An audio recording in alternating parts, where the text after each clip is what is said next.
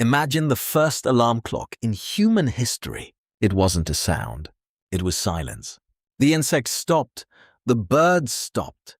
The wind seemed to hold its breath, and somewhere beyond the last branch, two eyes were already open before yours were.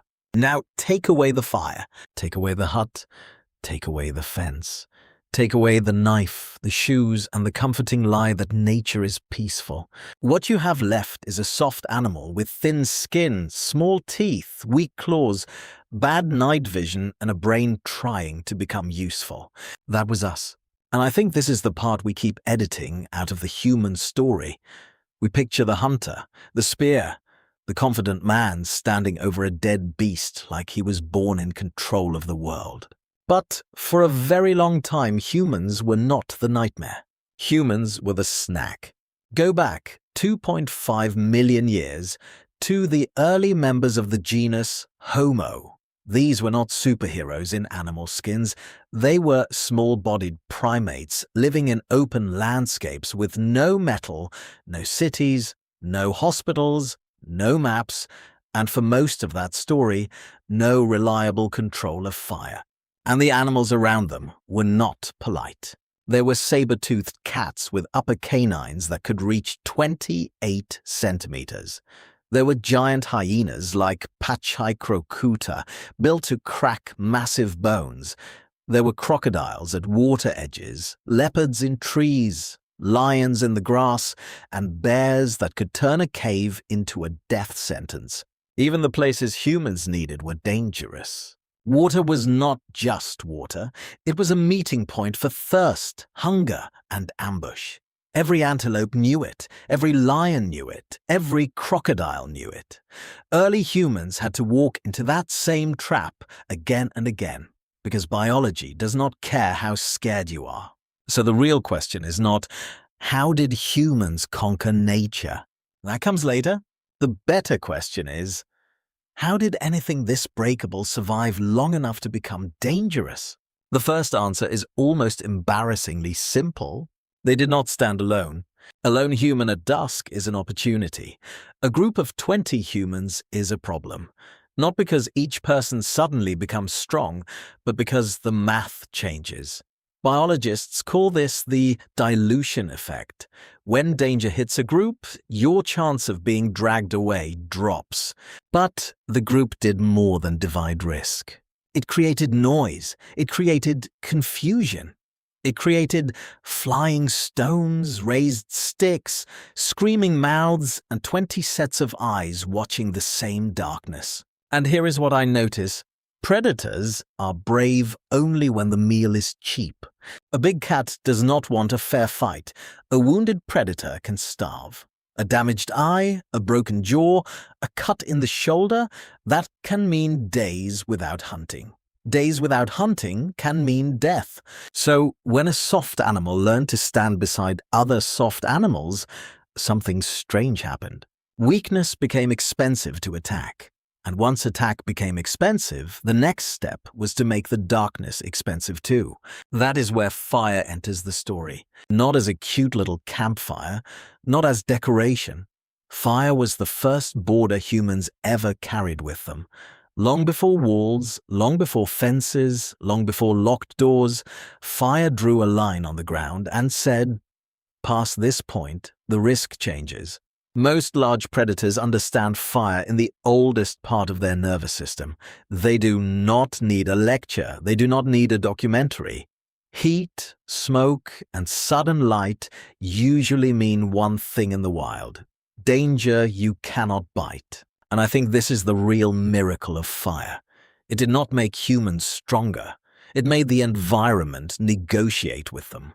A leopard at night wants darkness. Darkness is cover. Darkness is silence.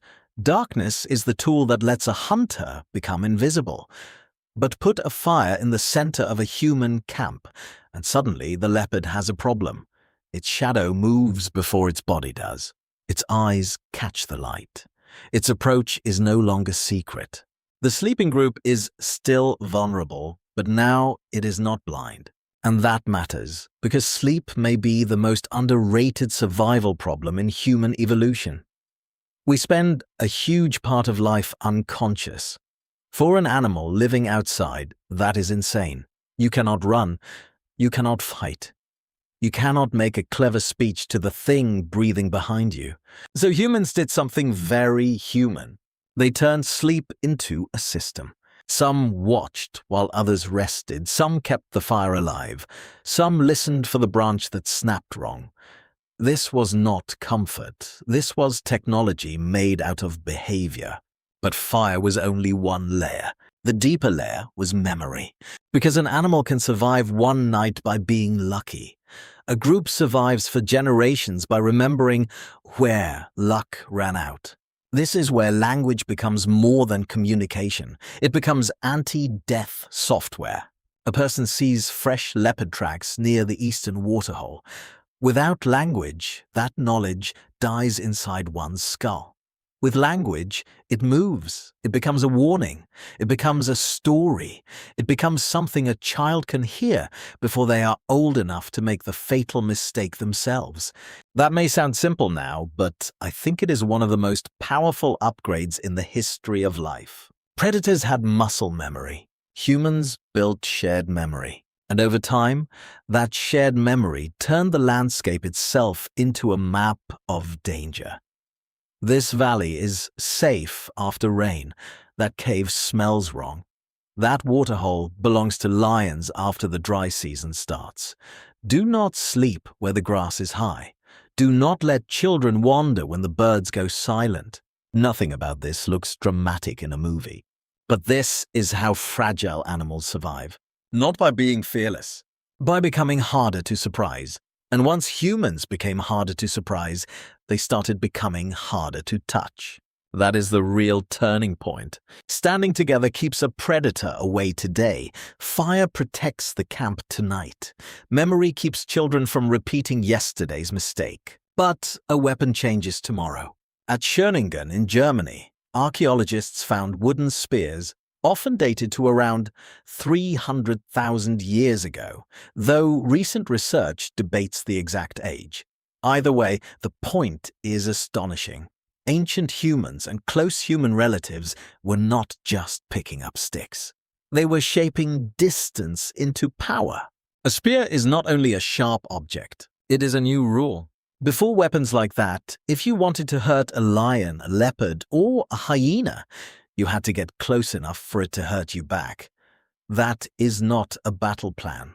That is a resignation letter with poor handwriting. But a thrown spear changes the conversation. Now danger travels through the air. Now the soft animal can make the strong animal bleed from 20 meters away. Now the predator has to ask a new question. Is this meal worth the injury? Once that question enters the predator's mind, the old world starts cracking. Then add another strange human advantage. We were terrible sprinters, but ridiculous endurance machines. A lion can explode across the ground faster than a human can dream of moving, but humans can sweat across most of the body. We can dump heat while we move. Many mammals have to slow down and pant. Under the right conditions, a human group could track, follow, pressure, and outlast animals that looked far more powerful in the first 10 seconds. That is the lesson I keep coming back to. Nature gave humans almost nothing impressive at first glance. No claws, no armor, no serious fangs, no night vision that would scare anybody. But humans stacked small advantages until the stack became terrifying.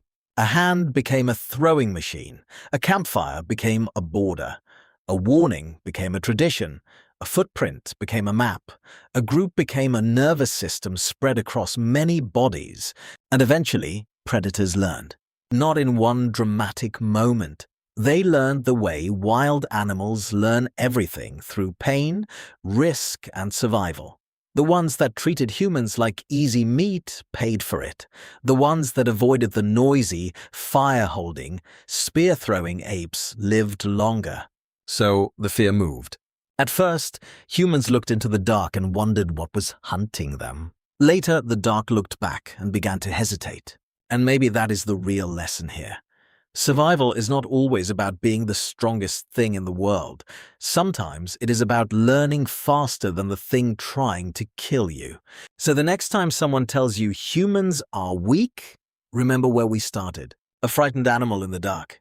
A few sparks. A few voices. A few hands holding sticks. And somehow, from that, the most dangerous memory system on Earth was born. If this changed the way you see ancient humans, stay with me, because the deeper we go into our past, the stranger we become.